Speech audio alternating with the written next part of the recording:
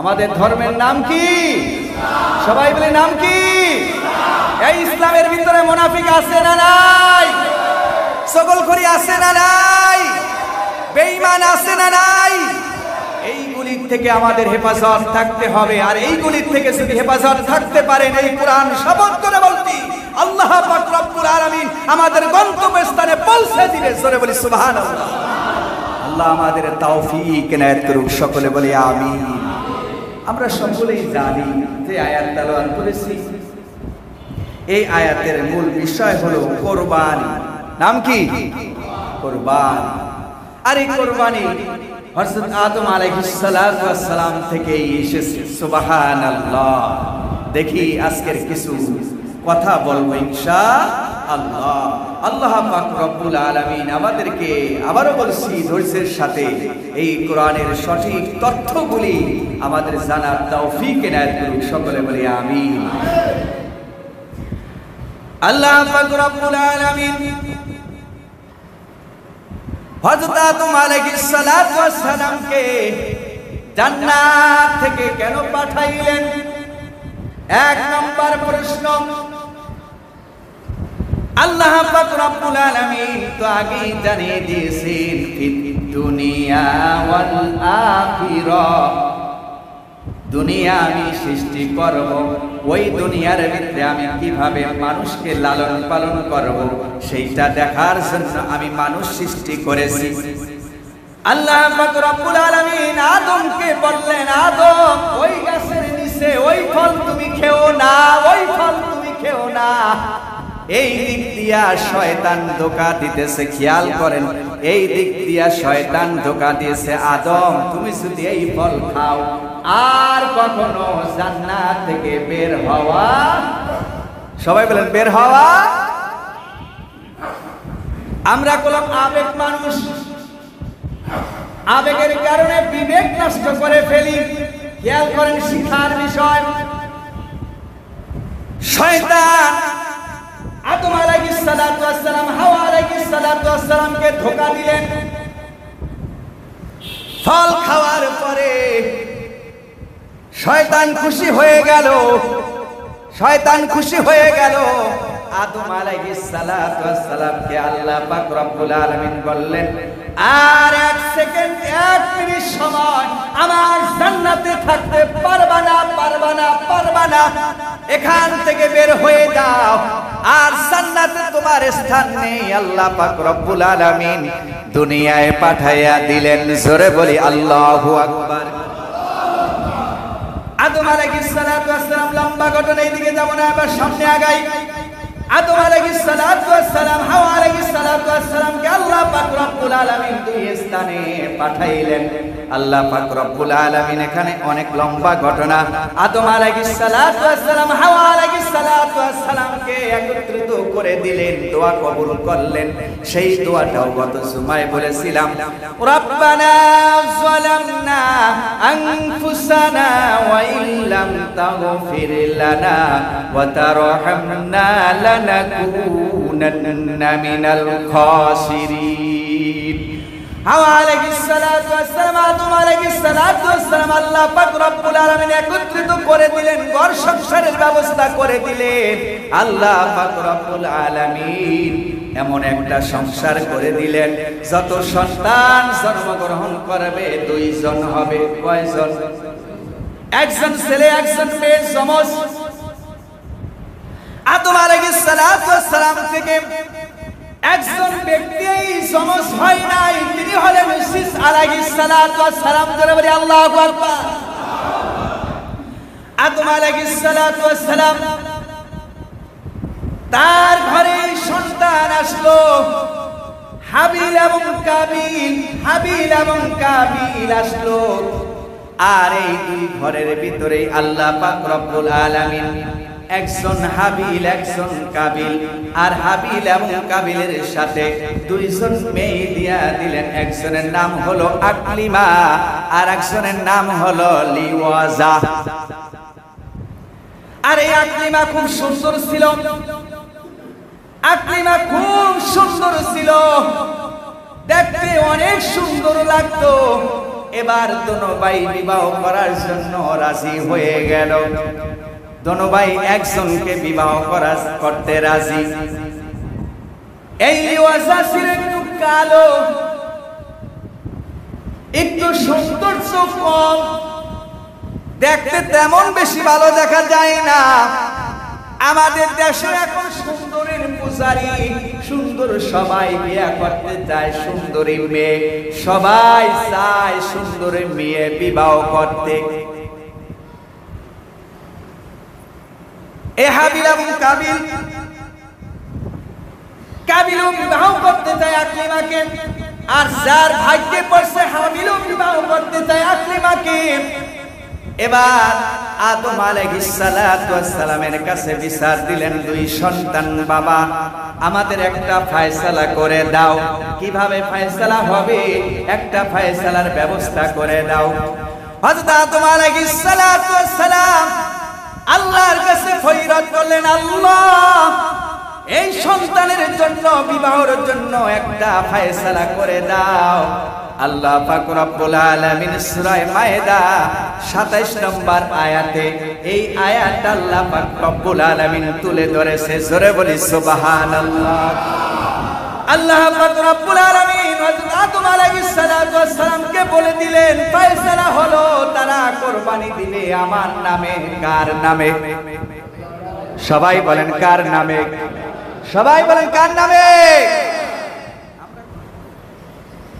কাবিলে চাষাবাদ করত, কৃষি, গম, চাল, ধান, চাষ এইগুলি চাষাবাদ করত।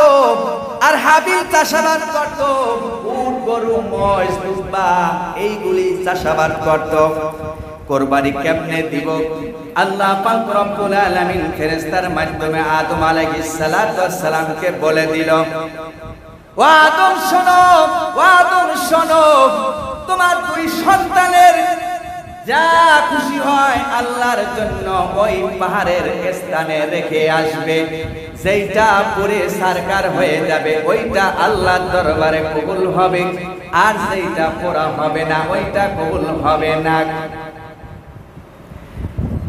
কাবিল এবার গম, আটা যা আছে সব রাখলেন, আর হাবিলও সবচেয়ে যেইটা ভালো, যেইটা দামি, যেইটা সুন্দর, দেখতে ভালো দেখা যায়, পছন্দ হবে ওইটা, ওই দুম্বাটা আল্লাহর জন্য রেখে আসলো। এখানে কলম ইন্নাহু আলিমুম বিযাতিস সুদূর। হাবিলেরটা আল্লাহ পছন্দ করলেন, কাবিলেরটা পছন্দ করেন নাই। কেন করেন নাই আল্লাহ তাও জানিয়ে দিয়েছে।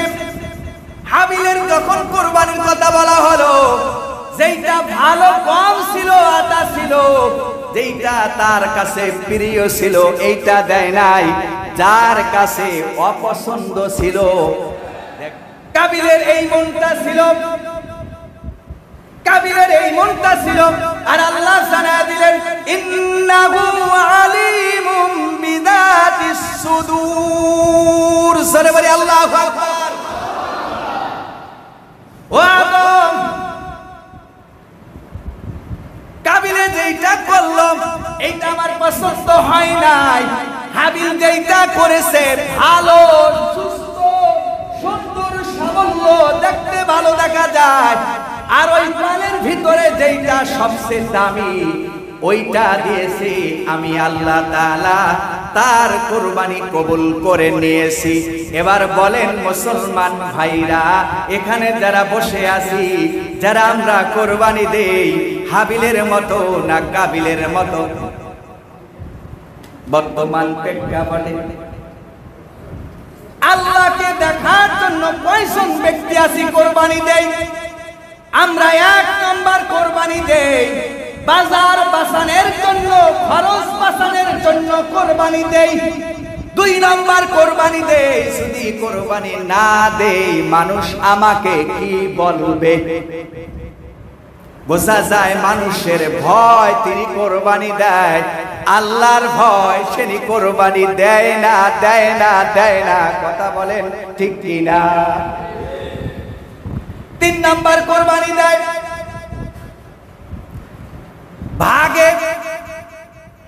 3 নম্বর কোরবানি দেয় ভাগে। 5 জন বা 7 জন শরীকের সাথে আপনি কোরবানি দিলেন, ওই 7 জনের ভিতরে যদি একজনের টাকা সুদের হয়, একজনের টাকা সুদের হয়, 7 জনের কোরবানি আছে না নাই? সবাই বলেন আছে না নাই? এই ওয়াজ পরে। এবার আসুন হাবিল এবং কাবিলের কোরবানি আল্লাহ কবুল করে নিলেন একজনের দাম। হাবিলের কোরবানি আল্লাহ কবুল করে নিলেন। কোরবানি যখন কবুল করে নিলেন, এবার কাবিল সঙ্গে সঙ্গে বলেন, ভাই তোমাকে আমি হত্যা করব, তোমাকে আমি হত্যা করব। ও মুসলমান, আজকের জমানায়, আজকের সময়, এই মুহূর্তে মানুষ স্বার্থপর, স্বার্থপর, স্বার্থপর কথা বলে ঠিক কিনা? কথাগুলি মনে সহকারে শুরু। কোরবানি তো দেই, দেখেন আল্লাহ পাক রব্বুল আলামিন এই কথাটা সূরা হজের ভিতরে হাবিল এবং কাবিলের কথাটা আল্লাহ পাক রব্বুল আলামিন সূরা হজের 34 নম্বর আয়াত খুলে তাফসীরটা দেখবেন, ফি জিলালিল কোরআনের ভিতরে কত সুন্দর ভাবে তুলে ধরেছে। এবার আসুন, কাবিলের কোরবানি হয়ে গেল, আপন ভাইকে হত্যা করতে চাইল। এবার আপন ভাই উত্তর দিল, ভাই আমি তো কোরবানি দিয়েছি তাকওয়া অর্জন করার জন্য। জোরে বলি আল্লাহু আকবার। ভাই চাইল কি হত্যা করতে, আর ভাই উত্তর দিল কি, ভাই আমি তো আল্লাহকে খুশি করার জন্য কোরবানি দিয়েছি। গভীর বলেছে। ভাই ভাই দ্বন্দ্ব আমাদের সমাজে আছে না নাই? সবাই বলেন আছে না নাই? ও মুসলমান ভাইরা, অনুরোধ করে বলি, দ্বন্দ্ব আল্লাহ পছন্দ করে না, হিংসা আল্লাহ পছন্দ করে না, গীবাত আমার আল্লাহ পছন্দ করে না, অহংকার আমার আল্লাহ পছন্দ করে না। আমার আল্লাহ পছন্দ করে ভালোবাসা। সুবহানাল্লাহ। আর জোরে বলি সুবহানাল্লাহ। আল্লাহ পাক রব্বুল আলামিন আদম আলাইহিস সালাতু ওয়াস সালামের সন্তান হাবিলকে হত্যা করে ফেলল, হত্যা করেই ফেলল। হত্যা করার পরে এবার চিন্তা করতেছে তাকে কিভাবে মাটি দেওয়া যায়। 2টা কাক যুদ্ধ করতেছে, যুদ্ধ করতে করতে, মারামারি করতে করতে একটা কাক মরে গেছে। মরার পরে আল্লাহ পাক রব্বুল আলামিনের কুদরত বোঝা যায় না। ওই কাকটা কিভাবে মাটি দিতেছে, ওই কাবিল এটা দেখতেছে। হত্যা করার পরে এবার ভাইকে ধামাচাপা দিতেছে। ওই সময় এই আমাদের নিয়ম যেটা, মাটি 3.5 হাত গর্ত করে মাটি দিবেন, ওই সময় ওই নিয়ম ছিল না। ওই সময় ওই নিয়ম ছিল না। এবার ভাইকে মাটি চাপা দিয়ে এবার ভাই যখন চলে গেল, আল্লাহ পাক রব্বুল আলামিন বলে দিল, ও আদম শোনো, তোমার সন্তান তাকে হত্যা করেছে। আমি আল্লাহ বলে দিলাম, কিয়ামত পর্যন্ত যত হত্যা হবে তোমার এই সন্তান ভাগীদার হবে। তোমার এই সন্তান ভাগীদার হবে।